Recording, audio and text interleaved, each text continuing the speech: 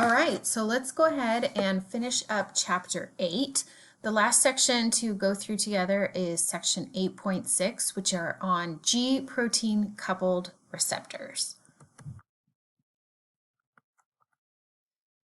All right, so G protein coupled receptors are named that way because they interact with something called G proteins.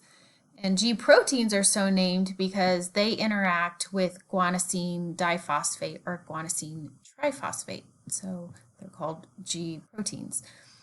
Here what we have are G proteins that are made up of these three subunits, alpha, beta, and gamma. And in their inactive state, they interact with GDP. So this whole G protein is ultimately going to interact with the cell surface receptor called G protein coupled receptor. And so here we have the inactive state. However, upon ligand binding, if this ligand binds, there is, as we've talked about multiple times, a conformational change in the intracellular domain of the cell surface receptor such that it will now interact with those inactive G proteins.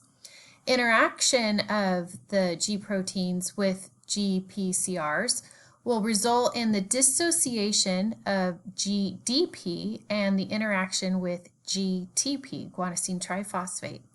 And that interaction will cause the dissociation of the alpha subunit from the beta and gamma subunit. So now this is a fully activated G protein bound to GTP. So that activation of the alpha subunit will in turn result in the interaction with something called adenylyl cyclase. Adenylyl cyclase is able to take ATP, adenosine triphosphate, which we've talked about a lot, and it's able to cyclize that compound. So two of the phosphates are removed and we end up with cyclic AMP. Now, what is the role of cyclic AMP? Well, cyclic AMP is able to interact with the regulatory subunit of protein kinase A. Protein kinase A is normally in the cell in this inactive form where it's bound to the catalytic subunit as well. So again, when inactive, the regulatory subunits and the catalytic subunits will interact.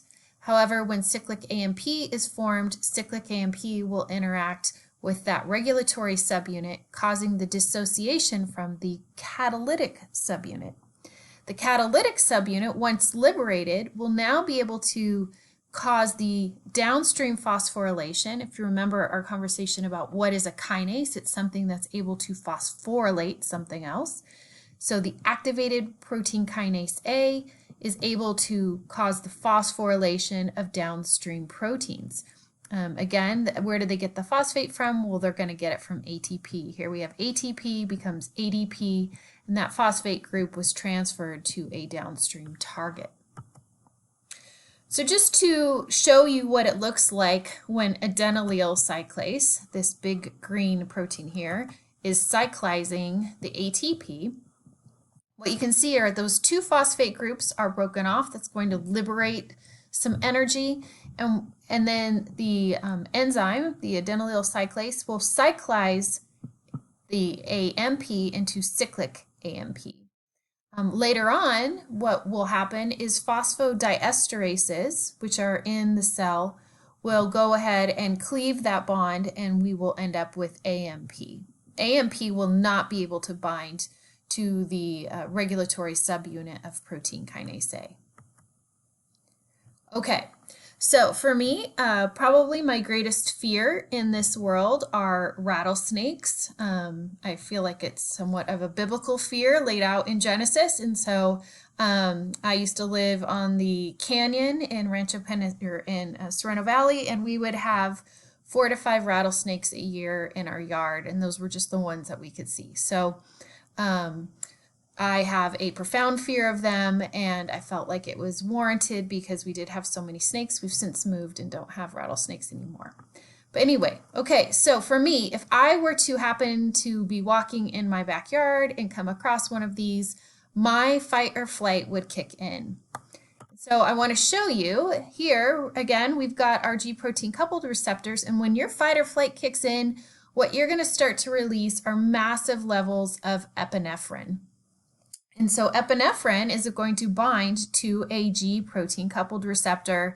That's going to lead to the interaction with those G proteins, the dissociation of GDP, recruitment of GTP, the interaction then with adenylyl cyclase. You're going to cyclize those cyclic AMPs, and then that's going to in turn interact with the regulatory subunit, liberating that catalytic. So what does the activation of protein kinase A, the phosphorylation cascade that it's initiating, what are some of the targets that it indeed is phosphorylating? Well, it's going to phosphorylate something called phosphorylase kinase, which is important for ultimately phosphorylating glycogen phosphorylase. And so this is going to lead to the breakdown of glycogen. In addition, the enzymes that are involved in making glycogen in the first place are going to be inhibited. So if you remember some of our previous conversations when we talked about cell respiration, if you took in more glucose than you needed, what would happen in the liver is you would start to store up that glucose in the form of glycogen. Well, when your fight or flight kicks in, you need to be able to access that glucose so that you can do incredible things very quickly and efficiently. So you are going to rapidly go through your glucose stores. So we do not want to expel energy by storing glucose in that situation. So again, glycogen synthesis is going to be inhibited, and we are going to stimulate the breakdown of glycogen such that we can render and liberate as much glucose as possible. Now, eventually, hopefully, that rattlesnake will go away, and you do not want to stay in that fight or flight response. It's very uncomfortable to have that fight or flight response.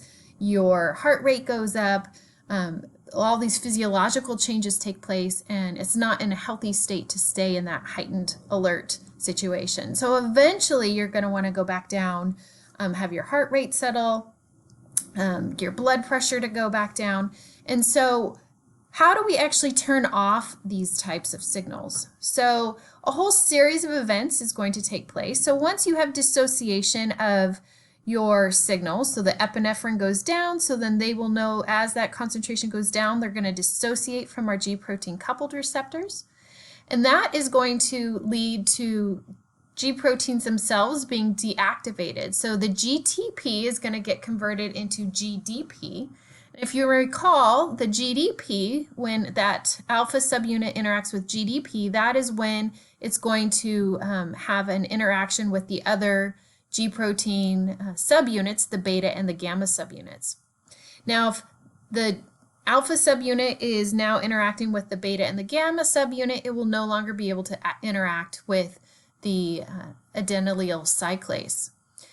We're also going to end up having a bunch of phosphodiesterases convert cyclic AMP into AMP, and AMP is unable to interact with the regulatory subunits of protein kinase A. So the regulatory subunits and the catalytic subunits of pKa will now interact with each other such that the activated pKa is no longer present in the cell because it's now bound up by those regulatory subunits. So that is going to mean no more phosphorylation of downstream target proteins. And in addition, within the cell, there are things called phosphatases, and phosphatases are going to be able to dephosphorylate those propagator proteins. So basically, the entire propagation of that initial signal coming from the epinephrine is going to be halted.